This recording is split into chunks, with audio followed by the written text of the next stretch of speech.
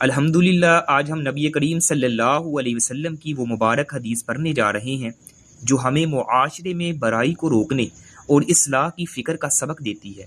یہ حدیث اس بات کی بنیاد فراہم کرتی ہے کہ مسلمان صرف اپنی ذات کی اصلاح پر وہ قناعت نہیں کرتا، بلکہ وہ ارد گرد کی برائیوں پر حساس دل رکھتا ہے۔ اگر طاقت ہو تو ہاتھ سے روکتا ہے، ورنہ زبان سے سمجھتا ہے،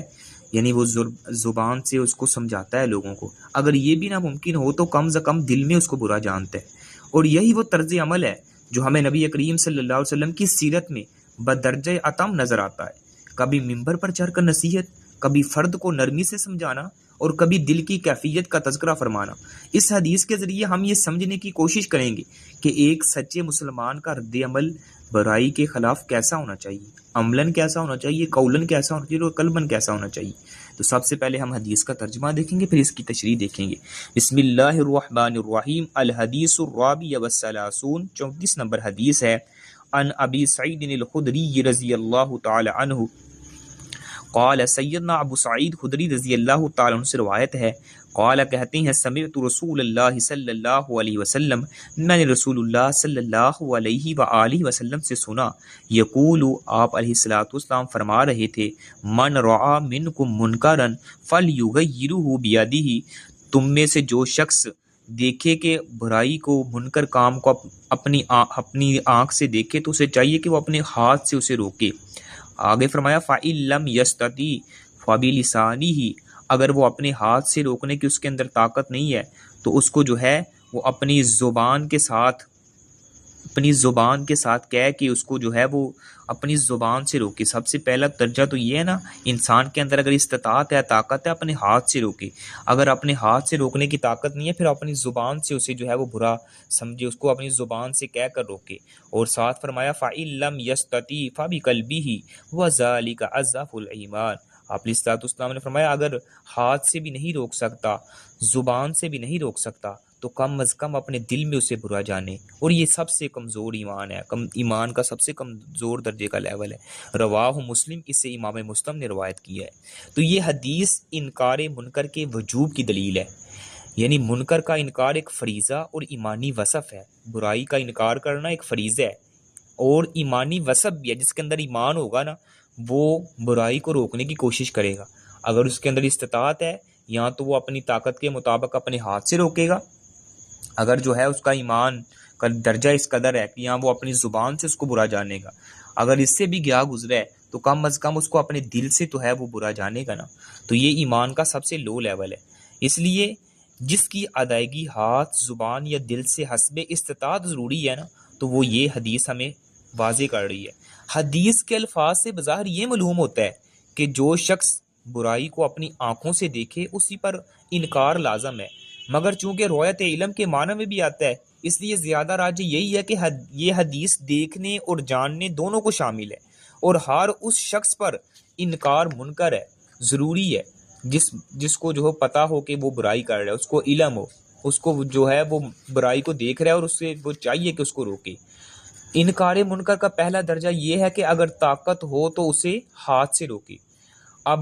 دیکھا جائے تو مثلاً حاکم ہے، وہ اپنے محکوموں کو، آدمی اپنے گھر والوں کو، استاد اپنے طلباء کو وہ روک سکتا ہے۔ یعنی ایک حاکم ہے، حکومت وہ قائم ہے، تو وہ اگر کوئی کسی معاشرے میں یا اپنی رعایا میں دیکھتی ہے یہ بد امنی پیدا ہو رہی ہے، یا وہ لوگ گناہ میں مبتلا ہو رہے ہیں، برائی میں مبتلا ہو رہے ہیں، تو وہ حاکم کا وہ فریضہ ہے، اس پر واجب ہے کہ وہ استطاعت کے مطابق اپنی طاقت کو اختیارات میں لاتے ہوئے اس کو وہ روکے، اپنے ہاتھ سے روکے۔ یعنی اس کے پاس قوت ہے نا، اور وہ روک بھی سکتی ہے، اور باقاعدہ اس کے پاس پورا نظام ہے ہاتھ سے روکنے کا۔ اسی طرح جو ایک آدمی ہے وہ اپنے گھر والوں پر وہ حاکم ہے، تو وہ اپنے گھر والوں کو اپنے ہاتھ سے روک سکتا ہے، اس کے اندر استطاعت ہے۔ استاد ہے، وہ اپنے طلباء کو وہ اپنے ہاتھ سے روک سکتا ہے، کیونکہ وہ اپنے طلباء پر نگران ہے، اپنے ان کا وہ استاد ہے۔ اسی طرح انکار کے مفہوم میں منکر کو ختم کرنا اور اس کے مرتکب کو تنبیہ، سزا کی دھمکی اور سزا وہی اور سزا دہی وغیرہ سب داخل ہیں۔ یعنی برائی کو روکنے کے لیے انسان وہ جو بھی معاملات کرتا ہے یا سزا کی دھمکی دیتا ہے، حکومت وقت کیا کرے گی؟ اگر دیکھے گی کہ جو کوئی معاشرے میں انتشار کا سبب بن رہا ہے، اس کو جو ہے وہ دھمکی دے گی کہ اگر آپ نے ایسے کاموں سے باز نہیں آنا تو آپ کو جیل میں جانا پڑے گا۔ استاد جو اپنے طلباء کو جو ہے وہ تنبیہ کرتا ہے کہ اگر آپ نے جو ہے ایسے کام کی یا ایسے حدود کو کراس کیا، یا جو اسکول یا کالج یا یونیورسٹی کے یہ رولز ہیں، ان رولز کی آپ نے خلاف ورزی کی تو آپ کو جو ہے وہ سزا دی جائے گی۔ اسی طرح جو ہے وہ گھر میں اندر ایک والد ہے یا ایک والدہ ہے، وہ دیکھتی ہے اپنے بچوں کو یا ان کی جو ہے برائی کے، ان کی غلطی پر ان کو ڈانٹتی ہے، ڈانٹ ڈپٹ کرتی ہے، ان کو جو ہے وہ اپنے ہاتھ سے روکتی ہے۔ تو یہ جو ہے جس کے اندر استطاعت ہے، وہ گناہ کو دیکھتا ہے تو اس کو اپنے ہاتھ سے روک سکتا ہے، یہ ان لوگوں میں شامل ہے۔ آگے ہے انکار منکر کا دوسرا درجہ، کہ جسے ہاتھ سے انکار کی طاقت نہ ہو، یعنی ہاتھ سے روکنے کی طاقت نہیں ہے، وہ اپنی زبان استعمال کرے۔ یعنی زبان کیسے استعمال کر سکتا ہے؟ اپنی زبان سے کہہ سکتا ہے، بندہ نصیحت کر سکتا ہے، دنیاوی اخروی سزاؤں کا خوف دلائے، کہ بندے کو بتائے کہ یار اگر تو نے یہ کام کیا دنیاوی لحاظ سے تمہیں اس کا یہ نقصان ہوگا، یہ گناہ کرے گا، یہ دنیاوی بھی نقصان ہے اور اخروی بھی نقصان ہے، یعنی آخرت میں بھی تمہیں جو ہے اس کا خمیازہ جو ہے وہ بھگتنا پڑے گا، آخرت میں بھی اس کی یہ سزا ہے۔ یعنی دنیاوی طور پہ بھی دیکھا جائے گا، اگر تو شراب پیتا ہے یا جھوٹ بولتا ہے یا ایسے جو ہے جوا سود کھوری یا اس طرح کے معاملات کرتا ہے یا شراب، یہ سارے معاملات ایسے ہیں دنیاوی اعتبار سے بھی دیکھا جائے تو تب بھی یہ جو ہیں قباحت ہے ان میں، ان کو جو ہے ان کی سزا ہے۔ اگر اخروی لحاظ سے دیکھا جائے تو آخرت میں بھی ان کے لیے ان کی وجہ سے سزا کا وہ مستحق بن رہا ہے۔ تو یعنی اس کو دنیاوی اور اخروی سزاؤں کا خوف دلائے، اس کو جو ہے ڈرائے، اللہ سبحانہ و تعالیٰ کے احکامات سنا کے، اللہ سبحانہ و تعالیٰ کی جہنم کی وعیدیں سنا کے، اللہ سبحانہ و تعالیٰ کی نافرمانی کرنے کی سزا سنا کے اس کو جو ہے وہ ڈرائے دھمکائے تاکہ وہ اس گناہ سے بچ جائے، تو یہ زبان کے زمرے میں آتا ہے۔ یا پھر اگر اللہ سبحانہ و تعالیٰ نے اس کو یہ صلاحیت دی ہے، وہ ایک مصنف ہے، وہ قلم کے ذریعے جو ہے لکھے تصنیف جو ہے کتابوں کو تصنیف کرے، لٹریچر تحریر کرے، اخبارات ہیں، مجلات ہیں، ان میں مضامین لکھے، یا اس برائی کے خطرات کے نقصان سے لوگوں کو خبر کرنا یا اس سے بچنے کے طریقے بتانا، یہ زبان کے روکنے میں سب شامل ہیں۔ یعنی اگر وہ قلم کا استعمال کرنا جانتا ہے، وہ جو ہے اخبارات میں جو ہے وہ تحریریں دیتا ہے، مجلات لکھتا ہے، مضامین لکھتا ہے یا لٹریچر لکھتا ہے، یا ایسے لوگوں کو، آج سوشل میڈیا کا دور ہے، جو سوشل میڈیا پہ جو ہے وہ پوسٹیں تحریر کر کے شیئر کرتا ہے، لوگوں کو اس گناہ کے جو ہے نقصانات اور اس گناہ سے جو ہے وہ آگاہ کرتا ہے کہ یہ گناہ کی یہ سزا ہے۔ تو یہ سب جو ہے یہ زبان کے زمرے میں آتے ہیں۔ اسی طرح انکار منکر کا تیسرا درجہ یہ ہے کہ دل سے انکار کرنا۔ دل سے انکار ہر مسلمان پر فرض ہے، یعنی کم از کم جس کے اندر ایمان کا لو لیول ہے نا، اسے بھی چاہیے کہ دل سے جو ہے وہ اس کا انکار کرے، دل سے تو کم از کم اس کو برا جانے، کوئی گناہ کرتا ہوا کسی کو دیکھتا ہے گناہ کرتے ہوئے، اگر ہاتھ سے روکنے کی استطاعت نہیں ہے، زبان سے روکنے کی استطاعت نہیں ہے، کم از کم دل میں تو برا جان سکتا ہے نا۔ اور جس کے اندر ایمان ہوگا، ایمان کی رمق باقی ہوگی، ایمان کا کم از کم تھوڑا سا بھی ذرہ بر بھی ایمان ہوگا نا، وہ کم از کم دل میں اس کو برا ضرور جانے گا۔ تو یہ ایمان کا سب سے لو لیول، سب سے لو درجہ ہے۔ تو اس لیے نبی علیہ الصلوۃ والسلام نے یہ 3 درجے بتائے ہیں، یعنی گناہ کو روکنے کے۔ تو اسی کے ساتھ ساتھ یہ آخری درجہ جس کے بعد کوئی درجہ نہیں ہے۔ بعض احادیث میں صراحت کے ساتھ یہ لفظ آیا ہے کہ اس کے بعد رائی کے دانے کے برابر بھی ایمان باقی نہیں رہتا۔ دل کے انکار کا مطلب یہ ہے کہ اس منکر کو ناپسند کرے، اس برائی کو ناپسند کرے، اس کے وجود سے اس کو دلی تکلیف ہو، یعنی وہ اس گناہ کو دیکھ رہا ہے، اسے دلی طور پہ تکلیف ہو رہی ہے، اور اس کی نیت یہ ہو کہ جب بھی مجھے زبان یا ہاتھ سے اس برائی کو ختم کرنے کا موقع ملے گا نا، میں فوراً اپنی طاقت کے مطابق اسے ختم کروں گا، اسے روکوں گا۔ اگر میرے پاس طاقت ہو،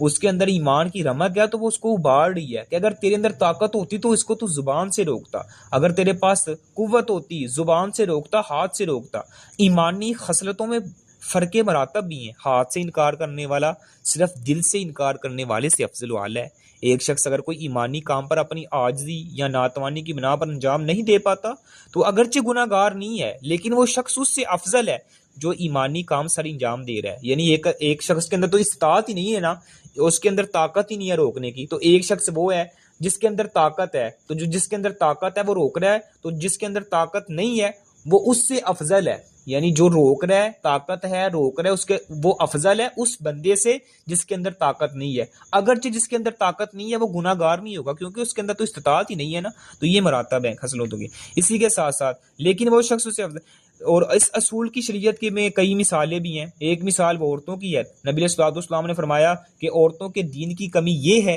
کہ وہ ہر مہینے کئی دن اور کئی راتیں نماز نہیں پڑھتی، یعنی ان کے خاص ایام ہوتے ہیں، جبکہ ان دنوں میں خود شریعت نے انہیں نماز سے روک دی ہے، یعنی شریعت نے انہیں منع کی ہے،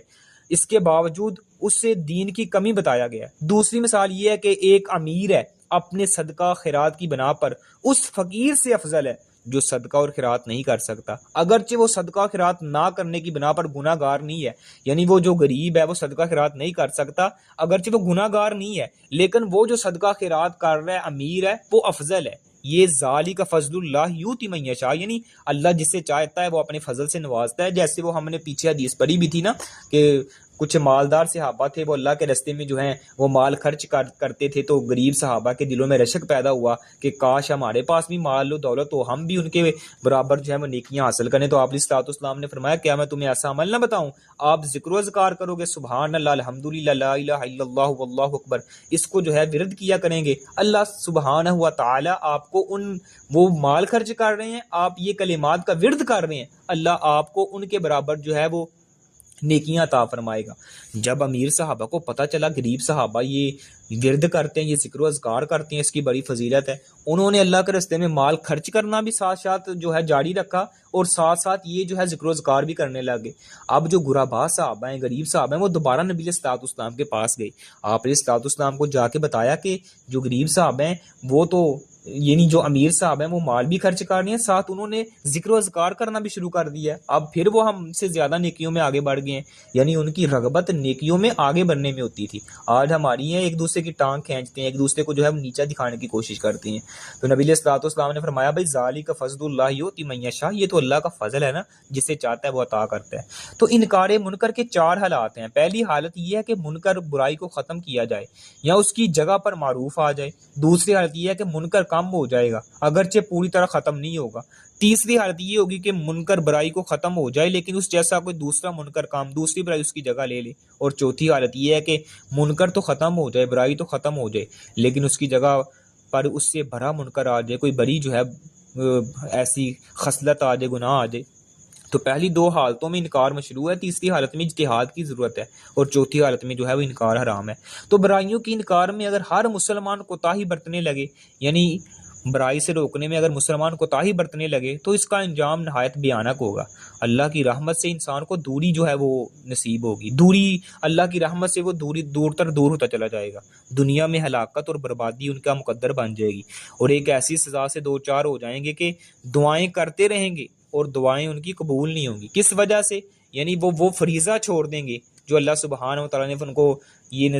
عطا کیا کہ کنتم خیر امت اخرجت للناس تعمرون بالمعروف وتنہون عن المنکر، یعنی تم بہترین امت جو لوگوں کے لیے نکالی گئی ہو، کس وجہ سے کیا، کس لیے نکالی گئی ہو؟ تعمرون بالمعروف، تم لوگوں کو اچھائی کا حکم دیتے ہو، وتنہون عن المنکر، اور لوگوں کو برائی سے روکتے ہو، اس لیے تم بہترین امت ہو، یعنی یہ فیسلٹیز اس لوگوں کو دی گئی ہیں، اس امت کو دی گئی ہیں جو یہ اس کام سر انجام دیتی ہیں، اچھائی کا حکم دیتی ہیں، برائی سے روکتی ہیں، یعنی یہ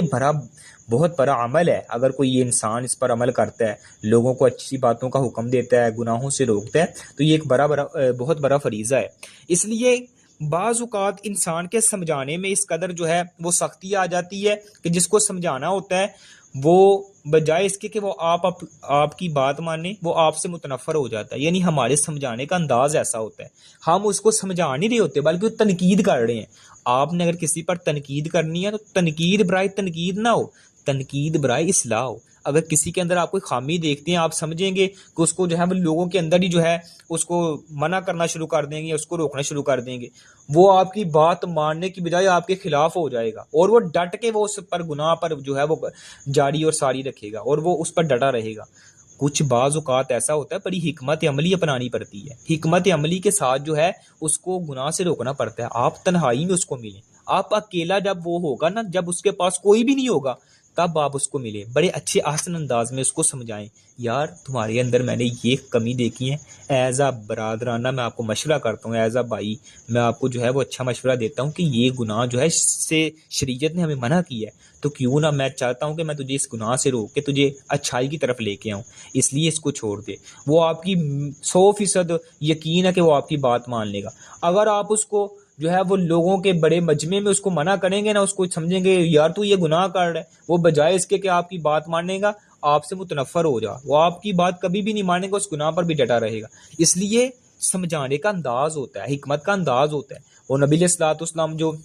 مسجد نبوی میں تشریف فرما ہے، ایک بدو آتا ہے آ کے پیشاب کرنا شروع کر دیتا ہے، صحابہ اس کو جو ہے وہ بھگانے کے لیے، اس کو مارنے کے لیے اس پہ جبٹے، آپ علیہ الصلوۃ والسلام نے فرمایا رک جاؤ بھائی، رک جاؤ، اس کو پیشاب کرنے دو، جب اس کی پیشاب کر لے گا آپ علیہ الصلوۃ والسلام نے پانی کا ایک ڈول منگوایا اور اس کے جو ہے وہ پیشاب والی جگہ سارا بہا کے جو ہے صفائی کر دی۔ تو اس نے جو ہے نبی علیہ الصلوۃ والسلام نے بعد میں اس کو اپنے پاس بلایا اور اب اس کو اپنے پاس بٹھا کے نا اسے سمجھایا۔ آپ علیہ الصلوۃ والسلام نے فرمایا یہ اللہ کا گھر ہے، یہاں اللہ کی عبادت کی جاتی ہے، اس کو پاک صاف رکھا جاتا ہے، یہاں پہ گندگی نہیں پھیلائی جاتی، یہاں اللہ کی عبادت کی جاتی ہے۔ آپ علیہ الصلوۃ والسلام نے اس کو اس حکمتانہ انداز میں سمجھایا کہ وہی بدو جو ہے نبی علیہ الصلوۃ والسلام کا کلمہ پڑھ کے مسلمان ہو جاتا ہے۔ یعنی سمجھانے کا انداز ایسا ہونا چاہیے، یہ نہیں ہے کہ آپ وہ صحابہ کرام اس کو جو ہے مارتے بگاتے جو ہے اس کو مسجد سے باہر نکال دیتے، تو اس نے جو ہے وہ کیسے دین کے قریب آنا تھا، کیسے اس نے مسلمان ہونا تھا؟ وہ تو بجائے اس کے کہ مسلمان ہوتا اس نے تو مسلمانوں کے اور خلاف سازشیں کرنی تھی، لیکن آپ کی حکمت عملی سے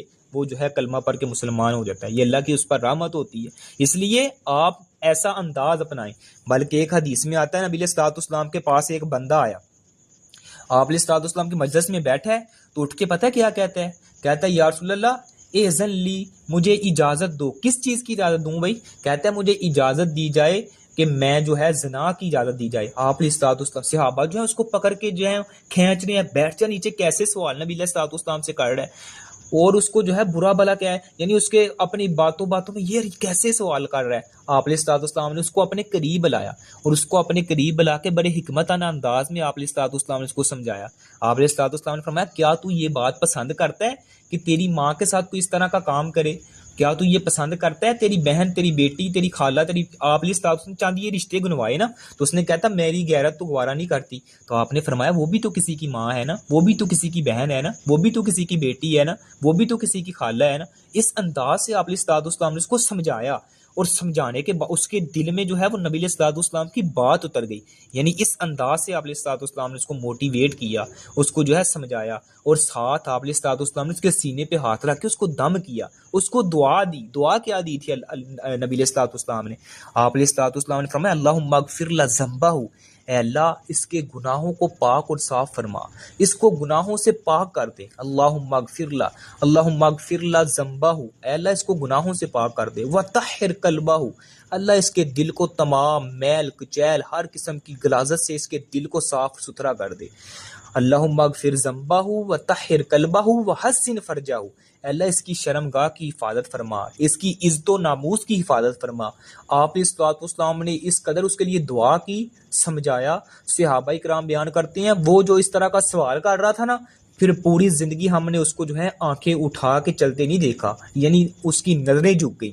یہ تھا آپ علیہ السلام کا انداز۔ یعنی آپ کسی کو ایسے گناہ کرتے دیکھتے ہیں تو اس کو سمجھائیں، احسن انداز میں سمجھائیں، اس کو روکیں، اس سے منع کریں، لیکن احسن انداز میں منع کریں۔ یہ نہیں آپ اس پر تنقید کرنا شروع کر دیں، یہ نہیں آپ اس کو سمجھائیں، اصلاح کی بجائے اس پر تنقید کریں گے، وہ کبھی بھی آپ کی بات نہیں مانے گا۔ آپ علیہ السلام کی شریعت نے ہمیں ہر چیز کو جو ہے واضح کر دی ہے، ہر چیز کو ہمارے اوپر عیاں کر دی ہے، کھول کے بیان کر دی ہے۔ کیسے آپ علیہ السلام جو ہے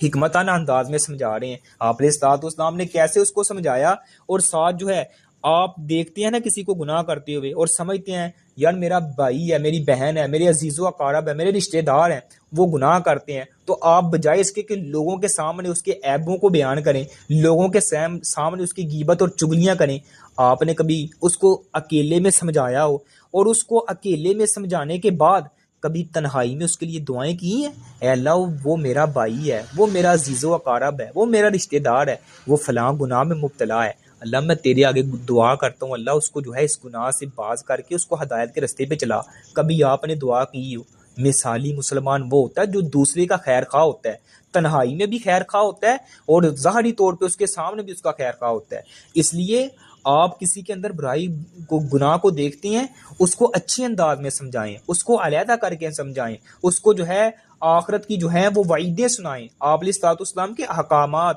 اور آپ علیہ الصلوۃ والسلام کی شریعت کے یہ واقعات سنائیں۔ سمجھانے کے بعد پھر اس کے لیے تنہائی میں دعائیں کیا کریں، اور اس قدر دعائیں کریں کہ آپ کو معلوم ہو جائے کہ آپ نے اس کے ساتھ اخوت اور بھائی چارے کا حق ادا کر دیا ہے۔ اس قدر کبھی آج ہم یہ کرتے ہیں؟ ہم تو کبھی بھی نہیں کرتے۔ ہم بجائے اس کے کہ کسی کو کہتے بھی ہیں نا، تنقید کی طور پہ کہتے ہیں، یعنی دیکھتے ہیں کہ 4 بندے اکٹھے ہوئے ہیں، اس کی جو ہے وہ برائی بیان کرنا شروع کر دیتے ہیں، لوگ بھی اس کی ہاں میں ہاں ملا دیتے ہیں، وہ سمجھتا ہے کہ میں جو ہوں ان میں بڑا ہو گیا ہوں، تو ہم تو اس کی غیبت کرتے ہیں اور یہ جو ہے اس کی چگلی کر کے بڑا فخر محسوس کرتے ہیں۔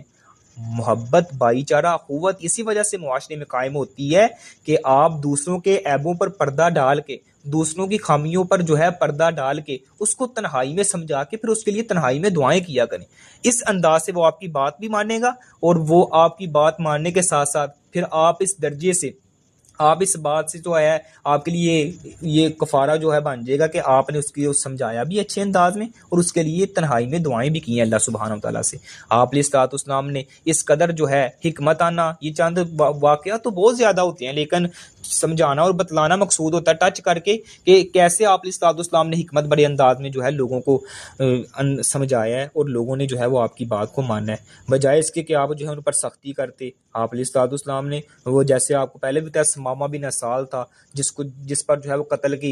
قتل کے حکم اور صادر ہو گئے کہ اس کو قتل کر دے، آپ علیہ الصلوۃ والسلام کا دشمن ہے، یہ وہ سارا کچھ، اس کو جو ہے مسجد نبوی میں لا کے باندھا جاتا ہے۔ آپ علیہ الصلوۃ والسلام آتے ہیں، اس کا حال احوال پوچھتے ہیں، اس کو کھانا کھلاتے ہیں، اس کو کہتے ہیں کہ میری طرف دیکھ تو صحیح، کہتا ہے میں نہیں دیکھتا، نعوذ باللہ، سب سے بدترین چہرہ آپ کا چہرہ ہے۔ آپ علیہ الصلوۃ والسلام مسکرا دیے، تبسم فرمایا، یہ نہیں کیا کہ یہ میں نبی ہوں، تمام انبیاء کا سردار ہوں، یہ مجھے ایسے میرے صحابہ کے سامنے میری جو ہے وہ توہین کر رہا ہے، بلکہ آپ علیہ الصلوۃ والسلام نے تبسم فرمایا، مسکرا دیے، اور اس سے جو ہے وہ آگے چل فرمایا اس کو کھانا لا کے کھلاؤ، فرمایا اس کے اوپر سختی تو نہیں کی بھائی، اس کو گرفتار کر کے لائے ہو، اس پر سختی تو نہیں کی، اور وہ آگے سے دھمکیاں لگا رہا ہے، اگر تو مجھے قتل کرے گا میرا بدلہ لینے والے بڑے ہیں، اس طرح کی دھمکیاں لگا رہے ہیں۔ آپ علیہ الصلوۃ والسلام اس کو کھانا کھلا رہے ہیں، اس کے ساتھ اچھا برتاؤ کر رہے ہیں، اور اچھے برتاؤ کے ساتھ ساتھ اس نے آپ علیہ الصلوۃ والسلام کا اخلاق دیکھا، آپ کی باتوں کو سنا، مسجد نبوی میں آپ کی درس و تدریس کو دیکھا، اور وہی بندہ جو ہے فرمایا اس کو آزاد کر دو، اس کو رسیاں کھول دو،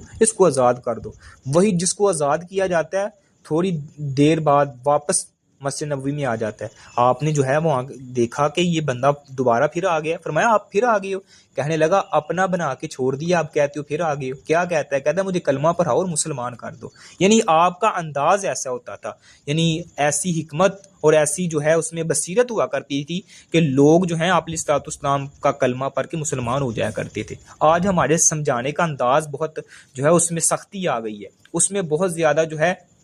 سختی اس انداز سے آ گئی ہے کہ لوگ ہماری بات ماننے کے لیے تیار ہی نہیں ہے، یا ہمارا انداز ہی نبی علیہ الصلوۃ والسلام والا ہی نہیں ہے۔ ہم مسلمان تو ہیں لیکن ہماری زبان سے دوسرے مسلمان جو ہے محفوظ نہیں ہیں، بلکہ وہ سمجھتے ہیں کہ یہ اس کی زبان اس قدر شاطر ہے کہ اس کی زبان سے میری عزت محفوظ نہیں ہے۔ اس لیے آپ نے ایسے مسلمان بننا ہے جو لوگوں کے لیے جو ہے وہ ہدایت کا سبب بنے، لوگوں کے لیے جو ہے وہ فیسلٹیز مہیا کرنے والا بنے، لوگوں کے لیے آسانیاں بانٹنے والے بنے۔ ایسے انسان نہ بنے لوگ جو ہیں وہ آپ سے نفرت کریں، آپ کو دیکھ کے جو ہے وہ راستے تبدیل کر دیں، آپ کو دیکھ کے جو ہے دوسرے راستے پہ چل پڑیں، دوسری گلی میں چل پڑیں۔ ایسے مسلمان نہیں بننا، بلکہ ایسے مسلمان بنے کہ دوسرے جو ہے وہ آپ سے ملنے کی خواہش دل میں پیدا کریں کہ یار میں نے فلاں بندے سے ملاقات کرنی ہے، اس کا اخلاق بڑا اچھا ہے، اس کا جو ہے وہ بولنے کا انداز بڑا میٹھا ہے، اس سے جو ہے باتیں کرنے اور باتیں سننے کا مجھے مزہ بڑا آتا ہے، اس کی زبان میں تاثیر اس قدر اللہ سبحانہ و تعالیٰ نے رکھی ہوئی ہے۔ یہ نہ ہو کہ مسلمان جو ہیں وہ آپ کی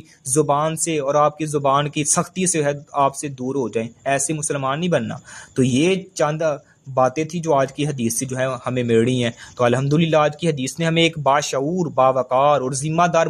مسلمان بننے کا راستہ دکھایا ہے۔ نبی کریم صلی اللہ علیہ وسلم کی برائی کو مٹانے کے 3 مدارج بیان کر کے ہمیں سکھایا ہے کہ ایک زندہ دل مسلمان کبھی برائی کو قبول نہیں کرتا بلکہ اس کے خلاف عقل، اخلاق اور حکمت کے ساتھ کھڑا ہوتا ہے۔ لیکن یہ بات بھی ذہن میں رہے کہ برائی کو مٹانا صرف طاقت کا کھیل نہیں ہے، یہ حکمت، حلم، بصیرت کا امتحان بھی ہے۔ ہر موقع پر ہاتھ اٹھانا سنت نہیں ہے بلکہ دلوں کو جیتنا سنت ہے۔ نبی کریم نے نہ صرف برائی سے روکا ہے بلکہ محبت اور شفقت سے لوگوں کی اصلاح فرمائی ہے۔ آپ سے جو گناہ کی اجازت مانگ رہا تھا والے صحابی کو نرمی سے سوالات کے ذریعے سمجھا کر پھر ان کے دل میں نفرت پیدا کر دی اس گناہ کے بارے میں، یہی اصل اصلاح ہے۔ لہٰذا ہمارا بھی فرض ہے کہ ہم اپنے ارد گرد پھیلتی برائیوں پر خاموش تماشائی نہ بنیں بلکہ علم،